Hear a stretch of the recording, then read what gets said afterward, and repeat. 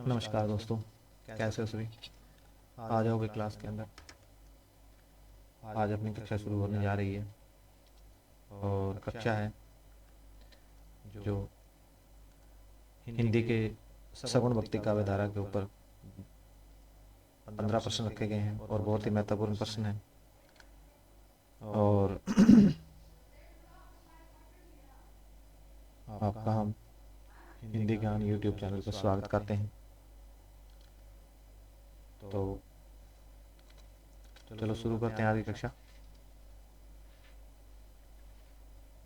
पहला ही प्रश्न है कि जिन भक्त कवियों के द्वारा साकार ईश्वर की उपासना की गई उन्हें क्या कहा दिया गया। क्या उन्हें सगुण भक्ति कहा गया या निर्गुण भक्ति कहा गया या फिर राम भक्ति कहा गया या फिर कृष्ण भक्ति कहा गया। तो आपने बताना है दोस्तों कि जो जिन भक्त कवियों के द्वारा साकार ईश्वर की मूर्ति की पूजा की गई या साक्षात भगवान मानकर जिनकी पूजा की गई, जिनका एक ही रूप मानकर पूजा की गई, तो उसको क्या कहा गया। तो इसका उत्तर है दोस्तों ए, यानी कि उत्तर रहने वाला है सगुण भक्ति। और इसी के साथ हम आगे बढ़ते हैं दोस्तों। इसका उत्तर देखो कि ए था। और इस प्रकार की भक्ति को क्या कहा गया, सगुण भक्ति कहा गया दोस्तों। और प्रश्न संख्या 2 पे चलते हैं। जो प्रश्न संख्या 2 है वो है कि कौन से भक्त कवि ने अवतारवाद में विश्वास रखते हैं और एक ईश्वर। देखो इसमें लिखा है कि कौन से भक्त कवि अवतारवाद में विश्वास रखते हैं, ठीक है। और उसके बाद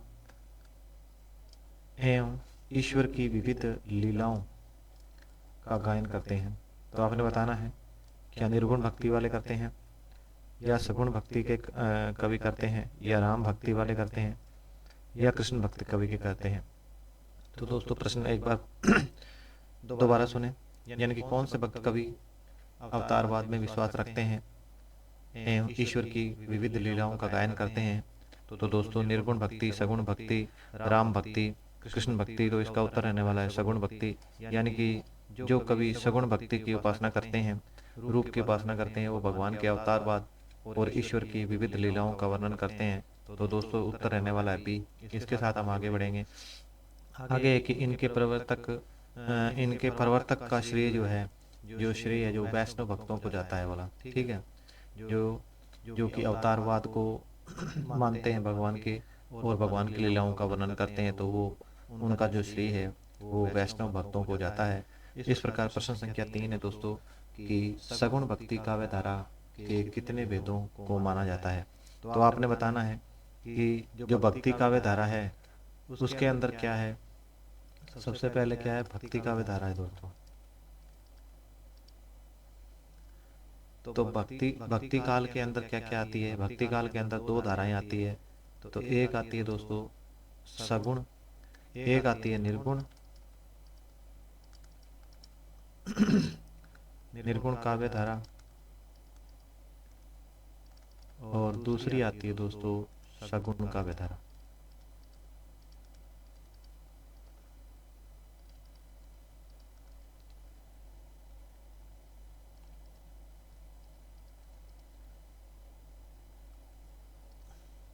तो दोस्तों अभी आपने ये बताना है कि सगुण भक्ति काव्य धारा में कितने भेद किए गए हैं। तो भक्ति काव्य के अंदर 2 भेद किए गए हैं दोस्तों। तो आपने ये बताना है कि 2 भेद किए गए हैं या फिर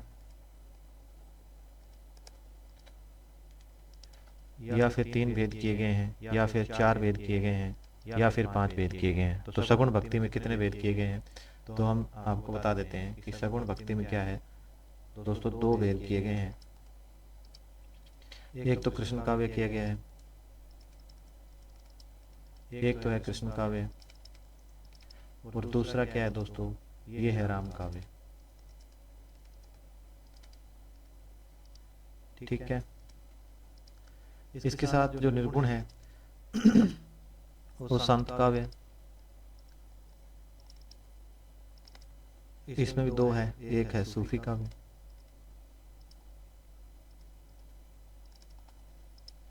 तो दोस्तों इस प्रकार उत्तर क्या रहने वाला है, यानी कि 2, है ना।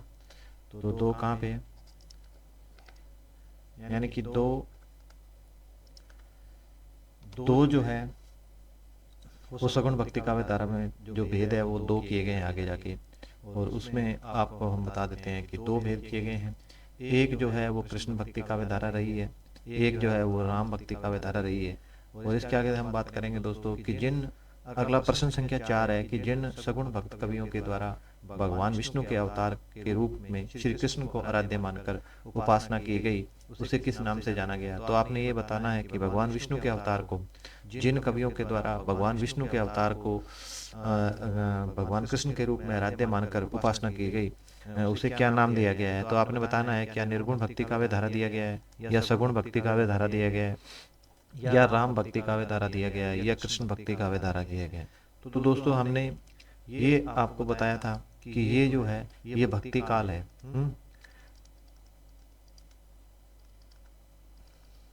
तो भक्ति काल के अंदर क्या है, 2 धाराएं हैं, एक तो निर्गुण धारा है, एक सगुण धारा है दोस्तों। तो अभी हम बात करेंगे कि सगुण भक्त कवियों के द्वारा। तो इससे पहले हमने बताया है कि सगुण भक्त कवि, निर्गुण भक्त कवि, वो पिछले प्रश्न के अंदर ही बात हुई है। तो अभी हमने ये बताना है कि सगुण भक्त कवियों के अंदर क्या क्या है। तो सगुण भक्त कवियों के अंदर देखो दोस्तों, एक तो राम काव्य धारा है और दूसरी क्या है, कृष्ण काव्य धारा है। ठीक है, तो सगुण भक्त कवियों के द्वारा है क्या है, कृष्ण को आराध्य मानकर जो आराधना की गई है वो है कृष्ण काव्य धारा, और राम को आराध्य मानकर जो सेवा की गई है वो है राम काव्य धारा। तो इस प्रकार हमारा जो इस प्रश्न का आंसर है वो रहने वाला डी है दोस्तों। अगले प्रश्न पे चलेंगे। अगला जो प्रश्न है वो दोस्तों ये है कि कृष्ण काव्य धारा का प्रवर्तक किसे माना गया है। तो आपने ये बताना है कि जो कृष्ण काव्य धारा है उसका प्रवर्तक किसे माना गया है। तो क्योंकि कृष्ण काव्य धारा है तो उसका प्रवर्तक कोई ना कोई होगा, जो किसी ने तो इसको चलाया होगा। तो इसका प्रवर्तक आपने बताना है दोस्तों कि इसका प्रवर्तक कौन रहने वाला है। क्या इनके प्रवर्तक वल्लभाचार्य जी रहने वाले हैं, या विठलनाथ जी रहने वाले हैं, या सूरदास जी रहने वाले हैं, या रामानंद जी रहने वाले हैं। तो इसमें क्या है कि जो सबसे पहले जो है विठलनाथ जो है, जो वो वल्लभाचार्य के क्या है, बेटे हैं। ठीक है, जिन्होंने क्या है अष्टछाप की स्थापना की है ना। अष्टछाप की स्थापना कब की है उन्होंने, 1565 में की है दोस्तों, है ना। 1565 ईस्वी में की है। और इसमें क्या है, इन्होंने 4 तो अपने पिताजी मतलब वल्लभाचार्य जी के, और 4 जो है विठलनाथ ने अपने जो है शिष्यों को लिया, और 8 शिष्यों के द्वारा क्या है अष्टछाप की या अष्टशाखा की स्थापना की गई, है ना। अष्टशाखा।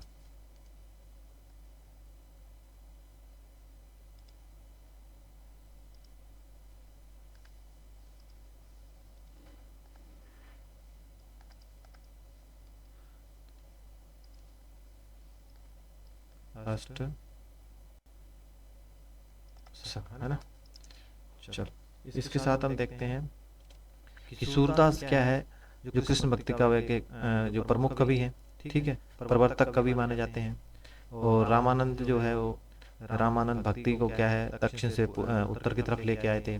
विठलनाथ ने अष्टचाप की स्थापना की है। और वल्लभाचार्य जी जो है जिन्होंने क्या है कि कृष्ण काव्य धारा का प्रवर्तक इन्हें माना जाता है, ठीक है।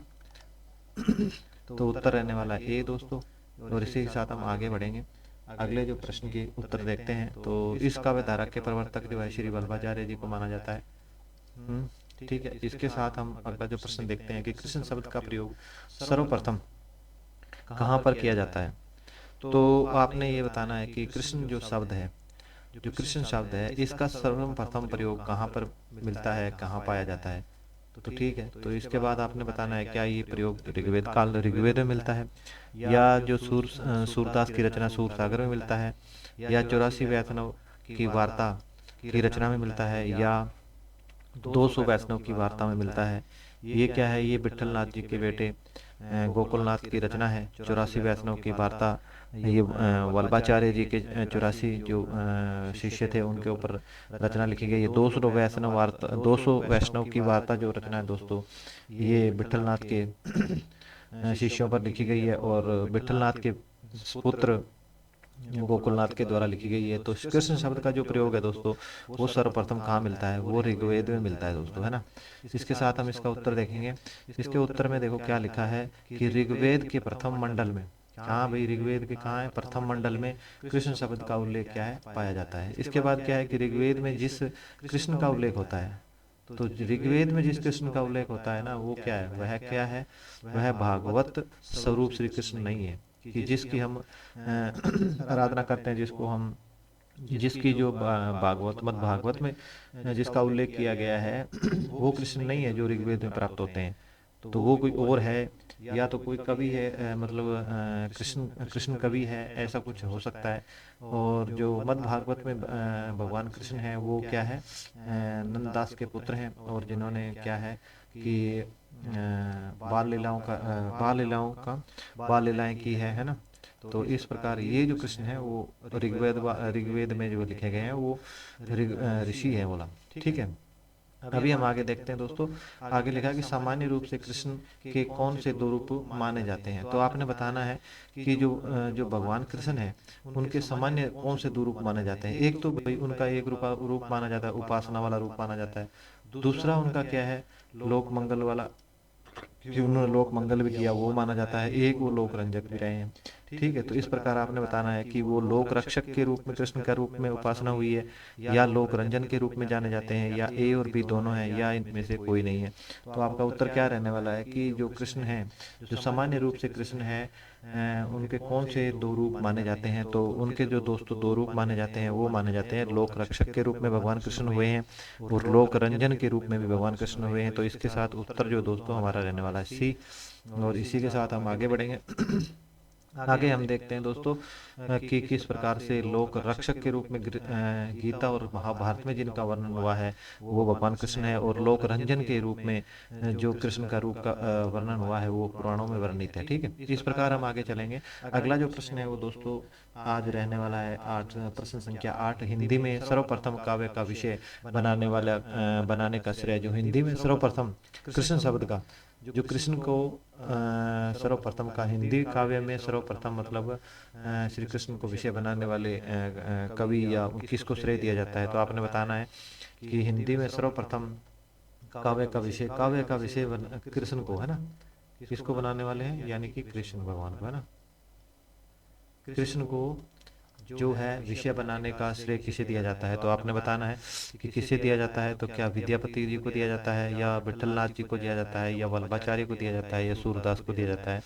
तो दोस्तों आपने ये बताना है कि हिंदी में सर्वप्रथम काव्य का विषय जो है कृष्ण को बनाने वाले कवि का श्रेय किसे दिया जाता है। तो इसका उत्तर जो दोस्तों रहने वाला है ए, यानी कि जो विद्यापति है उन्होंने सर्वप्रथम भगवान कृष्ण को हिंदी में काव्य का विषय बनाया है। और इस प्रकार हम आगे चलते हैं दोस्तों। आगे हम देखते हैं कि इसका जो श्रेय है वो दोस्तों विद्यापति जी को दिया जाता है। और आगे जो है इसका अगला जो प्रश्न है दोस्तों हमारे पास है कि कृष्ण की प्रेयश्री, प्रेयश्री मतलब कृष्ण की प्रेयश्री कौन है भाई, राधा का सर्वप्रथम उल्लेख कहाँ पे प्राप्त होता है। तो जो कृष्ण की प्रेमिका है, या जो राधा है, राधा रानी का जो सर्वप्रथम उल्लेख है वो कहाँ पर पाया जाता है। तो गोपाल तापनी उपनिषद में पाया जाता है, या तो आपने बताना है दोस्तों क्या गोपाल तापनी उपनिषद में पाया जाता है, या ऋग्वेद में पाया जाता है, या सूर सागर में पाया जाता है, या 84 वैष्णव की वार्ता में पाया जाता है। तो आपने बताना है कि एक बार पुण्य सुनेंगे प्रश्न को कि कृष्ण की प्रेयसी राधा का सर्वप्रथम उल्लेख कहाँ पे पाया जाता है। तो दोस्तों उनका जो उल्लेख है वो राधा रानी का जो उल्लेख है वो गोपाल तानिक उपनिषद के अंदर पाया जाता है। इस प्रकार हम अगले प्रश्न पे चलेंगे। अभी इसका जो उत्तर है वो सर्वप्रथम उल्लेख जो है गोपाल तनिक क्या है, गोपाल तापनी उपनिषद में पाया जाता है। इस प्रकार हम आगे चलते हैं। अगला जो प्रश्न है दोस्तों वो है प्रश्न संख्या 10, यानी कि कृष्ण भक्ति काव्य का मुख्य उपजीव्य आधार स्रोत किसे माना जाता है। तो आपने बताना है दोस्तों कि कृष्ण भक्ति जो कृष्ण भक्ति काव्य है उसका जो मुख्य उपजीव्य या उसका आधार जो उसका बेस है वो किसे माना गया है? क्या गोपाल तापनी उपनिषद को माना गया है, या ऋग्वेद को माना गया है, या भागवत पुराण को माना गया है, या फिर 84 वैष्णव को वार्ता को माना गया है? तो कृष्ण भक्ति काव्य का मुख्य जो उपजीव्य आधार स्रोत है वो दोस्तों भागवत पुराण को माना गया है। भागवत पुराण के अंदर ही भगवान कृष्ण की जो वर्णन किया गया है। तो इस प्रकार हम देखते हैं आगे इसका उत्तर को एक बार चर्चा करेंगे दोस्तों कि आधारभूत स्रोत जो है, जो आधारभूत स्रोत है वो भागवत पुराण है। ठीक है, भगवान कृष्ण की लीलाओं का। इसके साथ हम दोस्तों आगे बढ़ेंगे। अगला जो प्रश्न है कि भगवान कृष्ण की भक्ति काव्य धारा की प्रमुख विशेषताएं नहीं है। तो आपने एक बात ध्यान देना है कि जो कृष्ण भक्ति काव्य धारा है उसकी विशेषता नहीं है, वो ध्यान देना है कि आपने बताना है कि क्या कृष्ण का ब्रह्म रूप में चित्रण हुआ है, क्या ये नहीं है, या अवधि भाषा का प्रयोग यहाँ पे हुआ है, या फिर कृष्ण की बाल लीलाओं का वर्णन किया गया है, तो कृष्ण की रास लीलाओं का भी वर्णन किया गया है। तो यहाँ पे हम देखते हैं दोस्तों कि जो कृष्ण का ब्रह्म रूप का भी यहाँ पे चित्रण किया गया है, और यहाँ पे जो दोस्तों वो अवधि भाषा का प्रयोग नहीं हुआ है, वो मुख्य तौर पर क्या है, ब्रज भाषा का प्रयोग किया गया है। ठीक है, तो और जो कृष्ण की बाल लीलाओं का भी वर्णन हम देखते हैं, और रास लीलाओं का भी गोपियों के साथ हम देखते हैं, और जो भगवान कृष्ण का है ब्रह्म रूप का वर्णन जो हुआ है। तो इस प्रकार जो इसका उत्तर जो दोस्तों बी रहने वाला है। और हम आगे बढ़ेंगे, आगे हम देखते हैं कि ब्रज भाषा का ही प्रयोग यहाँ पे जो जो जो साहित्य रचा गया है, जो जो कृष्ण काव्य के अंदर जो भी साहित्य रचा गया है उसके अंदर जो बहुतात जो भाषा है वो ब्रज भाषा रही है। वात्सल्य और श्रृंगार रस की भी यहाँ पे प्रधानता पाई जाती है दोस्तों, है ना। तो इस प्रकार वात्सल्य के कवि जो है वो सम्राट किसको कहा जाता है, आपने ये बताना है हमारे को। यानी कि कृष्ण भक्ति काव्य की कौन सी विशेषता है, तो आपने इसमें से ये बताना है कि इसमें से जो है कृष्ण भक्ति काव्य धारा की विशेषता कौन सी है। क्या जो कृष्ण भक्ति के जो काव्य के जो कवि हैं या उनकी रचनाएं हैं उनको गेय पद की परंपरा रही है, लोकोक्तियों और मुहावरों का प्रचुर प्रयोग किया गया है, या मुक्तक काव्यों का अधिक उल्लेख यहाँ पे देखने को मिलता है दोस्तों, आपने बताना है। क्या उपरोक्त जो है वो सभी है दोस्तों। तो इसका उत्तर जो रहने वाला है वो रहने वाला है दोस्तों डी, यानी कि यहाँ पर क्या है कि गेय पद की परंपरा रही है, यानी कि जो भी रचनाएं कृष्ण काव्य के अंदर लिखी गई उसके अंदर गाने की परंपरा या जो गाने के लिए ही वो पद लिखे गए हैं। यहाँ पे दोस्तों ज़्यादा से ज़्यादा क्या है, लोकोक्तियाँ और मुहावरों का प्रयोग किया गया है। इसके साथ हम देखते हैं कि यहाँ पे जो भी रचनाएं रची गई वो क्या है, मुख्य तौर पर मुक्तक रूप में काव्यों का उल्लेख किया गया है। इसके साथ हम देखते हैं आगे, हम एक कथन देखते हैं दोस्तों। कथन में लिखा है कि यदि प्रबंध काव्य एक विस्तृत क्या है वंशस्थली है, तो मुक्तक काव्य एक खिला हुआ गुलदस्ता है। ये पंक्ति बहुत ही महत्वपूर्ण है और इस पंक्ति को सभी ने ध्यान देना है दोस्तों। अभी हम बात करेंगे कि अष्ट छाप की स्थापना कब की गई। तो आपने ये बताना है दोस्तों कि जो अष्ट छाप है, जो अष्ट छका है, जो अष्ट छाप है उसकी स्थापना विठलनाथ जी के द्वारा कब की गई है। तो आपने ये बताना है कि 1562 में की गई है, या 1563 ईस्वी में की गई है, या फिर इनकी स्थापना जो है 1564 में की गई है, या फिर इसकी जो स्थापना है वो 1565 में की गई है।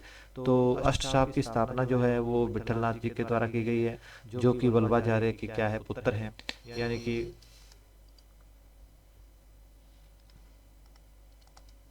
यानी कि वल्लभाचार्य की क्या है, वो पुत्र है ना।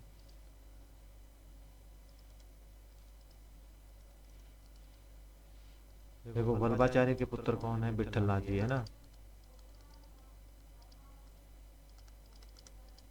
तो इन्होंने क्या किया है, इन्होंने क्या किया है, 1565 के अंदर क्या है, अष्टका की स्थापना की है, अष्ट छाप की स्थापना की है, जिसके अंदर क्या है, इन्होंने अपने पिता यानी कि वल्लभाचार्य जी के 4 शिष्यों को लिया है, और अपने ही 4 शिष्यों को लिया है, यानी कि टोटल इन्होंने कुल मिला के 8 शिष्यों को लिया है। और यहाँ पे इन्होंने 8 पहर की जो भगवान कृष्ण की है वो आराधना की है। मंदिर के अंदर 8 पहर की जो पूजा अर्चना है वो इनके भक्तों के द्वारा की गई।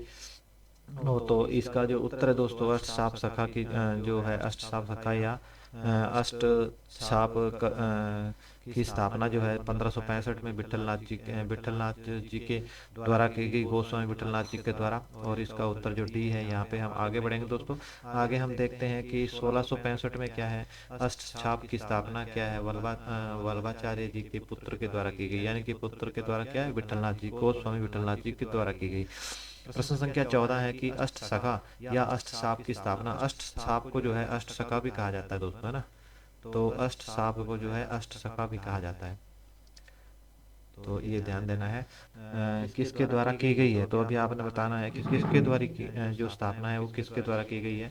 क्या गोस्वामी विठलनाथ जी के द्वारा की गई है, या गोस्वामी वल्लभाचार्य जी के द्वारा की गई है, या जो अष्ट सखा की स्थापना सूरदास ने की है या गोकुलनाथ ने की है। तो अभी आपने ये बताना है कि अष्ट साप की स्थापना किसके द्वारा की गई है। तो हम देखते हैं दोस्तों कि अष्ट साप की जो स्थापना है गोस्वामी विठलनाथ जी के द्वारा की गई, और ये कब की गई है, ये 1565 में की गई है दोस्तों, है ना। तो हमने देखा कि 1565 में की गई है, और इसमें वल्लभाचार्य जी के 4 शिष्य और गोस्वामी विठलनाथ जी के 4 शिष्यों के द्वारा की गई है। और जहाँ तक सूरदास की बात की जाए, तो सूरदास जो दोस्तों विठलनाथ जी के सुपुत्र हैं, और जिन्होंने क्या है गोस्वामी वल्लभाचार्य जी के 84 वैष्णव की वार्ता रचना की है। और इसके बाद गोस्वामी विठलनाथ जी के 200 वैष्णव की वार्ता जो गोकुलनाथ के द्वारा की गई है। जहाँ तक सूरदास की बात की जाए, तो सूरदास जो है कृष्ण भक्ति काव्य के एक प्रमुख या प्रवर्तक कवि माने जाते हैं। इसके साथ हम इसके उत्तर पे देखते हैं दोस्तों, यानी कि अष्ट साप में 4 जो है वो 4 वल्लभाचार्य जी और 4 जो है विठलनाथ जी के शिष्यों को शामिल किया गया दोस्तों। इसके साथ हम अंतिम प्रश्न पे बढ़ते हैं। अंतिम जो प्रश्न है दोस्तों वो है कि वल्लभाचार्य जी के शिष्यों को शामिल शिष्यों में क्या है, शामिल नहीं है। तो आपने ये बताना है कि जो वल्लभाचार्य जी के जो 4 शिष्य हैं, तो उसमें कौन शामिल नहीं है। क्या नंददास नहीं है, क्या फिर सूरदास नहीं है, या फिर कृष्णदास नहीं है, या कुम्मन दास नहीं है। तो आपने दोस्तों बताना है कि जो वल्लभाचार्य हैं, वल्लभाचार्य जी हैं, उनके शिष्यों में कौन शामिल नहीं है। तो हम देखते हैं इसकी जो एक ट्रिक है दोस्तों वो है शक पक, है ना। शक पक की बात की जाए तो सूरदास है, और कैमन कुम्मन दास है, पैमन परमानंद दास है, और कैमन कृष्णदास है। तो इसके अंदर क्या है, सूरदास तो है, कृष्णदास भी है, कुम्मन दास है, और क्या है, परमानंद दास है ना। परमानंद है ना, परमानंद दास तो क्या नहीं है, नंददास नहीं है। और नंददास क्या है, वो विठलनाथ जी के शिष्य हैं दोस्तों, है ना, जिनको शामिल किया गया। अभी जो इसका एक बार हम इनके जो शिष्य हैं, जो वल्लभाचार्य जी के शिष्य 4 शिष्य हैं, और विठलनाथ जी के